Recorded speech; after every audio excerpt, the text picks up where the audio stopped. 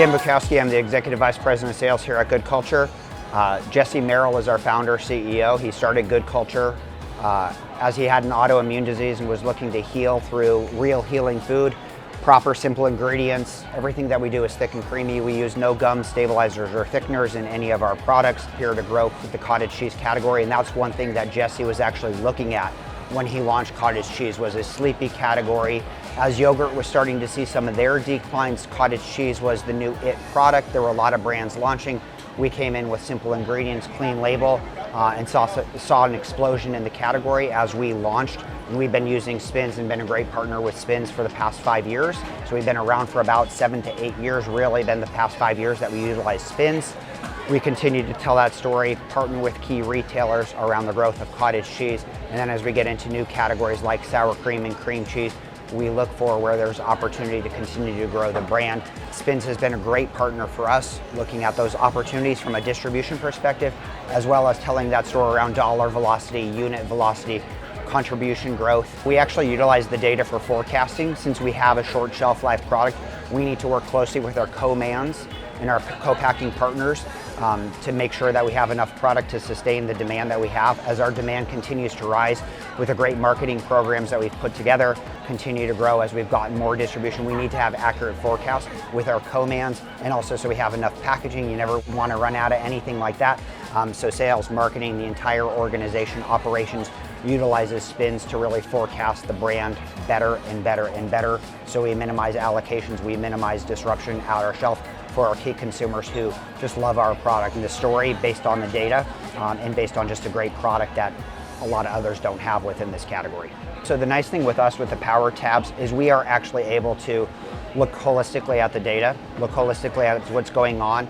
And the nice thing is there's drill down with the slicers that you guys have built that we can go into specific products, specific retailers, specific fat types if we're trying to tell a story around that, flavors, where we can get very granular with the data to answer that other 10% that's just not apparent right off the bat with the data. What we've looked at with Spins is the right BDI for the brand. So we look at our brand development index that you guys have, as well as we got a little slice of category development index, and really match the two to find the right retailers and the right partners to launch with, because we want to be very, very specific around how we do it.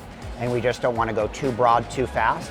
But we are looking at adjacent categories to bring a real food product into these categories and really focus on taste. So we launched sour cream. It's a pasture-raised, probiotic added sour cream that is different than others in the category. And similarly with our cream cheese, we use no gums, stabilizers, or thickeners.